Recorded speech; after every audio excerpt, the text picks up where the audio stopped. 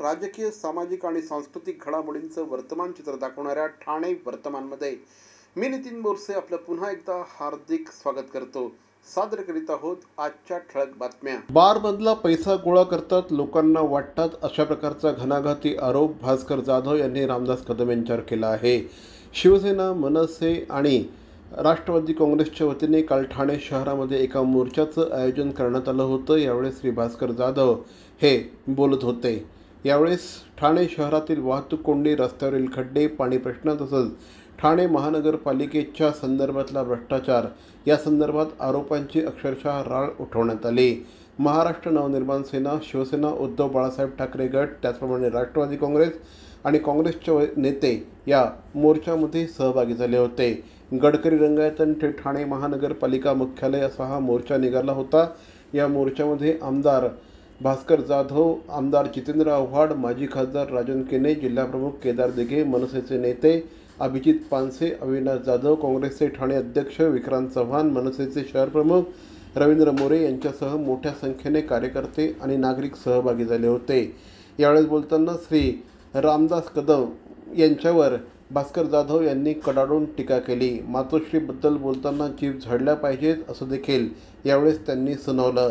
जितेंद्र आव्हाड यांनी आपल्या भाषणामध्ये बोलताना ठाणे महानगरपालिकेमध्ये बदल्यांचा घोटाळा होत आहे, एक अधिकारी इतकी वर्ष कशी काय एका जागी बसू शकतात असा देखील सवाल त्यांनी उपस्थित केला। यावेळेस बोलताना खासदार राजन विचारे यांनी देखील ठाणे महानगरपालिकेच्या भ्रष्टाचारावर बोट ठेवला। 2 वर्षाला तुमची भरती होणार नाही। या ठिकाणी हे शहर त्यावेळेला टी चंद्रशेखर म्हणून कमिशनर होते। हिंदू हृदय सम्राट शिवसेना प्रमुख माननीय बाळासाहेब ठाकरेंसारखा त्यांच्या पाठीवर खंबीर नेता होता, हे मान्य करतो। त्यांची सत्ता असताना, त्यांचे नेते असताना त्याने ऐकले नाही। पण IAS लॉबी किंवा IPS अधिकारी, IFS अधिकारी म्हणून या सरकारचं किंवा देशाचं या प्रशासनाची स्टील बॉडी म्हणून समजली जाते। होणार आहे का तुमची बदली होईल। आज रस्त्यावर उतरलेले एवढे माणसांचा जनाक्रोश लक्षात घेऊन तुम्ही ही मनाची तयारी करा की होऊ दे बदली, पण मी माझं कर्तव्य पार पाडेल। कसल्या दबावाखाली वावरताय साहेब? कुठल्या दबावाखाली वावरताय? काही दबावाखाली वापरू नका, तुमचं काही होणार नाही। तुमच्या अधिकाऱ्यांना आधी इतके अधिकार दिलेले आहेत की आता आम्ही तुमच्यासमोर किती बोललो तर फक्त तुम्ही आमचा रिस्पेक्ट म्हणून होईल होय म्हणाल, पण काही केलं नाही तरी तुम्हाला कोण काय करू शकत नाही। इतके तुम्हाला अधिकार कारवाई करा, आम्ही तुमचं स्वागत करू। यापेक्षा जास्त मी काही बोलत नाहीये, पण तुम्ही जर कारवाई केलीच नाही तर मात्र तुम्हाला नागपूरच्या अधिवेशनाला आम्ही यायला लावू, एवढं मात्र तुम्हाला सांगतो। विद्या बनवण्याचं काम तुम्हीच तुमच्या देखरेखीखाली, आता ते ज्याचं नाव तुम्ही आता बोलला, तुम्ही अर्धवट विषय सोडता, आम्ही सुरू केला। हा नाही ऐका, तो ज्या त्या माणसाची तक्रार आहे ना साहेब, आमची तोच विषय आहे साहेब। बोरसेचं काय करणार तुम्ही? बोरसेचं काय करणार साहेब? आणि ह्या वेळेला तुम्हाला सांगतोय साहेब, आता कॅमेरा ऑन बोलतोय मी, ह्या वेळेला कुठल्याही अधिकारी एक जरी नाव त्यांनी बोगस टाकलं तर त्याला आम्ही सोडणार नाही। तुम्हाला आज पण सर्वांच्या मीडियाच्या समोर सांगतो साहेब, त्याचा विचाराचा घात झाला अशा पद्धतीने। घात नाही बघा, घात तो विषय तो नाहीये। एक लोकसभेला 1,61,000 त्यावेळेला बोगस नावं टाकली, विधानसभेला पण तेच केलं। ऑलरेडी ती नावं आहेत तिथे, आणि आता परत त्याच यादीवरती काम करून ही सर्व मंडळी करणार आहे साहेब। आणि महानगरपालिकेला ह्या सर्व गोष्टी चालतात साहेब, म्हणून तिथे चांगला अधिकारी त्या ठिकाणी पाहिजे, त्याची तुम्ही बदली करून टाका साहेब। आणि शब्द द्या, शब्द द्या, तरच आम्ही इथून उठतो नका। नाही सर, खरीच गोष्ट आहे। मान्य करा ना साहेब, काय त्याला काय, आम्ही भ्रष्टाचारी आहे सर्वात जास्त तुम्हाला तुमच्या हृदयाशी माहिती, आणि एवढ्या त्या भ्रष्टाचारासाठीच तुम्ही कळवत नदीचे ट्रान्सफर केलं साहेब। महानगरपालिकेच्या निवडणुका येणाऱ्या या भ्रष्ट मार्गाने असे जर लोकप्रतिनिधीकडे निवडून येणार असेल साहेब, तुम्हाला पण त्रास आहे ना साहेब? हा त्रास तुम्हाला पण आहे, लोकांना त्रास आहे। एसटीच्या सुमारे 85,000 कर्मचारी आणि अधिकाऱ्यांना दिवाळी भेट म्हणून 6,000 रुपये सानुग्रह अनुदान देण्याचा तसंच वेतनवाढीचा फरक वेतनासोबत देण्यासाठी महामंडळाला दरमहा 65 कोटी रुपये देण्याचा आणि पात्र कर्मचाऱ्यांना दिवाळी अग्रिम म्हणून 12,500 रुपये देण्याचा निर्णय उपमुख्यमंत्री एकनाथ शिंदे यांनी जाहीर केला। एसटीच्या सर्व कर्मचारी संघटनांची आणि कृती समितीची बैठक सह्याद्री अतिथीगृह येथे संपन्न झाली। यावेळेस उपमुख्यमंत्री एकनाथ शिंदे बोलत होते। या बैठकीला परिवहन मंत्री श्री प्रताप सरनाईक हे देखील उपस्थित होते। यावेळेस बोलताना श्री शिंदे यांनी राज्यात अतिवृष्टीमुळे बिकट परिस्थिती आहे, सरकार शेतकरी बांधवांच्या पाठीशी भक्कमपणे उभं आहे, एसटी कर्मचाऱ्यांची दिवाळी देखील गोड झाली पाहिजे म्हणून शासनाने निर्णय घेतला आहे, त्याचबरोबर एसटीला आर्थिकदृष्ट्या समृद्ध करणं देखील गरजेचं आहे, एसटी महामंडळाचं उत्पन्न वाढवण्यासाठी विविध उपाययोजना करण्यात येत आहे, यामध्ये खाजगी शासकीय सहभागी तत्वावर महामंडळाच्या जागांचा विकास करण्यात येणार असल्याचं देखील त्यांनी सांगितलं. ठाणे महानगरपालिकेतील कामगारांचे प्रश्न आणि हिरानंदानी इस्टेट आणि लोढा गृहसंकुलातील रहिवाशांच्या समस्या संदर्भात नुकतेच खासदार नरेश म्हस्के यांनी महापालिका आयुक्त सौरभ राव यांची भेट घेतली. राष्ट्रीय शहरी आरोग्य अभियानाअंतर्गत काम करणाऱ्या कर्मचाऱ्यांना सरळ सेवा भरतीने सामावून घेणं, डाटा एंट्री कर्मचाऱ्यांचे मानधन वाढवणं, सफाई कर्मचाऱ्यांना किमान वेतन, महापालिकेच्या निवृत्त कर्मचाऱ्यांची देणी त्वरित देणं, हिरानंदानी इस्टेट येथील रहिवाशांना नागरी सुविधा उपलब्ध करून देणं, माजीवाडा येथे लोढा गृहसंकुलात पावसात शिरणाऱ्या पाण्यापासून मार्ग काढणं आदी विविध समस्यांसंदर्भात खासदार नरेश म्हस्के यांनी ही भेट घेतली होती. हिरानंदानी येथील राजमाता जिजाऊ उद्यानातील नूतनीकरण आणि सुविधांबाबत आमदार संजय केळकर यांनी ठाणे महापालिका आयुक्त सौरभ राव यांची भेट घेऊन चर्चा केली. यावेळेस त्यांच्या समवेत विधान परिषद सदस्य ॲडव्होकेट निरंजन डावखरे देखील उपस्थित होते. राजमाता जिजाऊ उद्यानासाठी राज्य शासनाने 4 कोटींचा निधी मंजूर केला असून त्याच्या नूतनीकरणाचं काम सुरू आहे. याबाबतचा आराखडा आयुक्तांनी दाखवला.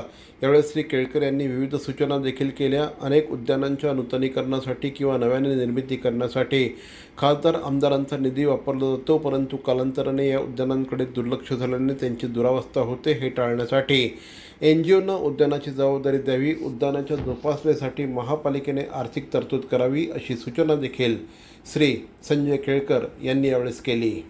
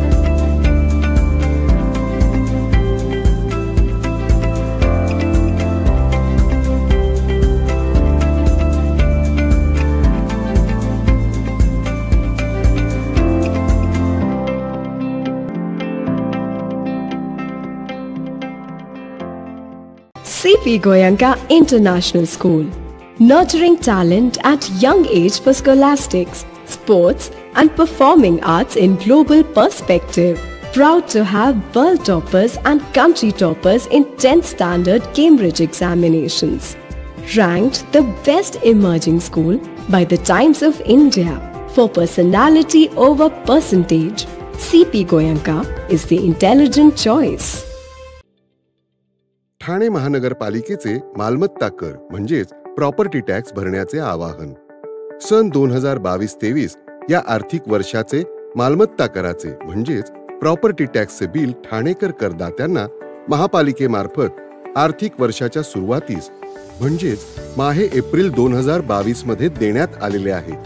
तथापि अद्यापही काही करदात्यांनी मालमत्ता कर महापालिकेकडे जमा केलेला नाही. सध्या आर्थिक वर्षाचा अंतिम टप्पा सुरू झाला आहे.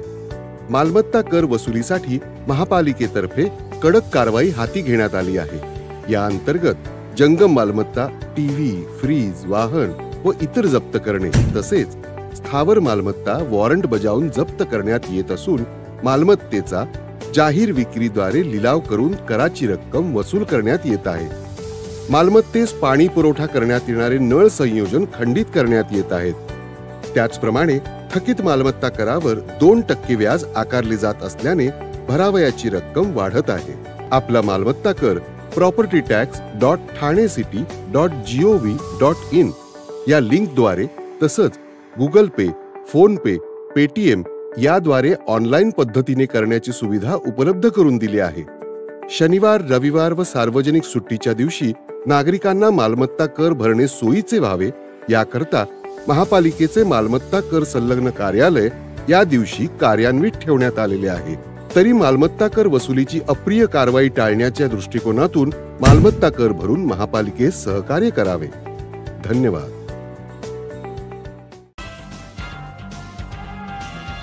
SK पाटील फाउंडेशनचे अध्यक्ष श्री विकी हरिश्चंद्र पाटील यांचा वाढदिवस अतिशय उत्साहात संपन्न झाला. या निमित्ताने विविध सामाजिक उपक्रमांचं आयोजन करण्यात आलं होतं. विकी पाटील हे या परिसरामध्ये अत्यंत लोकप्रिय व्यक्तिमत्व म्हणून उदयाला आले आहे. माजी महापौर श्री HS पाटील यांचे चिरंजीव म्हणून काम करत असताना त्यांनी परिसरामध्ये नागरिकांसाठी अनेक समाज उपयोगी उपक्रम राबवले आहेत. याचंच प्रतिबिंब त्यांच्या वाढदिवसाच्या निमित्ताने अनुभवायला मिळालं. विकी पाटील हे सातत्याने समाजामध्ये सहभागी होत असतात, समाजामध्ये वावरत असतात, समाजातील अबालवृद्ध घटकांसाठी काम करत असतात आणि त्यामुळेच या परिसरामध्ये त्यांना मानणारा वर्ग तयार झाला आहे. या कार्यक्रमानिमित्त महिलांसाठी पैठणीचा खेळ या कार्यक्रमाचं आयोजन करण्यात आलं होतं. या कार्यक्रमाला मोठ्या संख्येने महिला सहभागी झाल्या होत्या. आपल्या घरातील दैनंदिन कामाच्या धबडग्यात अनेकदा महिलांना स्वतःसाठी वेळ मिळत नाही. नेमकी ही गोष्ट लक्षात घेऊन महिलांसाठी या विशेष खेळाचं आयोजन श्री विकी पाटील यांच्या संकल्पनेतून या ठिकाणी करण्यात आलं होतं. मोठ्या संख्येने स्थानिक नागरिक देखील या कार्यक्रमाला उपस्थित होते. माजी महापौर श्री HS पाटील तसंच माजी नगरसेविका कल्पनाताई पाटील या देखील कार्यक्रमाला उपस्थित होत्या. 2017 पासून कंटिन्युटी ह्या प्रभागात ॲडव्होकेट विकी पाटील आणि SK पाटील फाउंडेशनचे अध्यक्ष ॲडव्होकेट विकी पाटील आणि कार्याध्यक्ष नरेंद्र पाटील हे दोघेही प्रभागात काम करतात. प्रत्येक शनिवार रविवारी सिनियर सिटीजन यांचा सिनियर सिटीजनचा कार्ड असो, त्यांचं मेडिकल कॅम्प असो किंवा जे काही सिनियर सिटीजन असो, महिलांसाठी जे काही कार्य असेल ते ॲडव्होकेट विकी पाटील करत असतात. माझा पराभव झाल्यानंतर देखील ॲडव्होकेट विकी पाटील गांधीनगरमध्ये, सुभाषनगरमध्ये सन्माननीय नगरसेविका कल्पना पाटील त्या प्रभागात बसून दुपारी मॉर्निंगला ते सुभाषनगरच्या ऑफिसमध्ये बसतात, इव्हिनिंगमध्ये ते नलपाडा ऑफिसला बसतात आणि जनतेच्या संपर्कात येऊन काम करतात. संध्याकाळी मी बंगल्यावर असल्यानंतर माझ्याकडे कोण आल्यानंतर आम्ही काम करत असो. हार जीत हमेशा होत राहते, पण आम्ही कार्य कधीच बंद केलं नाही. प्रत्येक वेळेला माझा वाढदिवस असो किंवा ॲडव्होकेट विकी पाटीलचा असो, पण आता हा प्रभाग एवढा फार मोठा असल्यामुळे यावेळेस कार्यकर्त्यांनी निर्णय घेतला. माता भगिनींनी सांगितलं, पाटील साहेब हा वाढ फार मोठा झालेला आहे, आपण कृपा करून धर्मवीरनगरमध्ये हा आपण जे काही कार्यक्रम ठेवतात ते करा. पण आज योगायोगाने संडे आलेला आहे म्हणून चांगली मेजवानी देखील काहीतरी कार्यकर्त्यांनी ठेवलेली आहे. व्हेज नॉनव्हेज असं स्वाद घेण्यासाठी मला ते चांगली संधी कार्यकर्त्यांकडे मिळाली आहे. सर्वप्रथम सर्वांचा मनापासून आभार प्रकट करतो. आज ज्या ज्या लोकांनी मला शुभेच्छा दिल्यात ते सोशल मीडियाच्या माध्यमातून असो किंवा फोनच्या माध्यमातून असो किंवा आता लोकांनी जो प्रतिसाद मला दिलेला आहे असाच प्रतिसाद मला भविष्य येणाऱ्या कालखंडामध्ये त्यांचा लाभो हीच ईश्वरचरणी प्रार्थना करतो. धन्यवाद. लाडक्या बहिणींच्या KYC सर्व्हरमध्ये सुधारणा केल्या जात आहे. लाडक्या बहिणींना नोव्हेंबरपर्यंत KYC भरण्याची उपलब्धता आहे. पूरग्रस्त भागासाठी आणखी 15 दिवस मुदत वाढवून देणार आहोत असं महिला आणि बालविकास विभागाच्या मंत्री अदिती तटकरे यांनी स्पष्ट केलं. राष्ट्रवादी काँग्रेस पक्षाचा पदाधिकारी मेळावा आयोजित करण्यात आला होता. मेळाव्याला मंत्री अदिती तटकरे उपस्थित होत्या. मेळाव्यानंतर त्यांनी माध्यमांशी बोलताना लाडक्या बहिणींच्या KYCसाठी सर्व्हरमध्ये अनेक सुधारणा केल्या जात आहे. दररोज जवळपास 4 ते 5 लाडक्या बहिणींची KYC प्रक्रिया होत असल्याचं त्यांनी यावेळी सांगितलं. यावेळेस राष्ट्रवादी काँग्रेसचे प्रवक्ते श्री आनंद परांजपे आणि ठाणे अध्यक्ष श्री नजीब मुल्ला हे देखील उपस्थित होते. गेल्या काही दिवसांपासून राज्यातील हवामान पूर्णपणे कोरडं आहे. नैऋत्य मान्सूनने राज्यातून निरोप घेतला आहे. मात्र 15 ऑक्टोबरपासून राज्यातील हवामानात पुन्हा एकदा बदल अपेक्षित आहे. किमान 18 ऑक्टोबरपर्यंत विदर्भ, मराठवाडा आणि मध्य महाराष्ट्रात आभाळी हवामान आणि दुपारनंतरचा पाऊस अपेक्षित आहे. सध्याच्या अंदाजांनुसार वादळी पावसाची सर्वात अधिक शक्यता आणि प्रमाण हे विदर्भ आणि मराठवाड्यात असू शकतं, जिथे या दरम्यान अनेक भागांमध्ये आभाळी हवामान अथवा वादळी पावसाची शक्यता राहील असं देखील या निमित्ताने सांगण्यात आलं. तर मंडळी, या होत्या आजच्या ठळक बातम्या. आपल्या काही सूचना अथवा समस्या असल्यास आमचा पत्ता Dadoji Konde stadium, shop number 16, Khatal road, Thane पश्चिम, दूरध्वनी क्रमांक 9820939420. तर मग पुन्हा भेटू उद्या याच वेळी याच ठिकाणी ठाणे वर्तमानमध्ये. तोपर्यंत धन्यवाद. जय हिंद, जय महाराष्ट्र.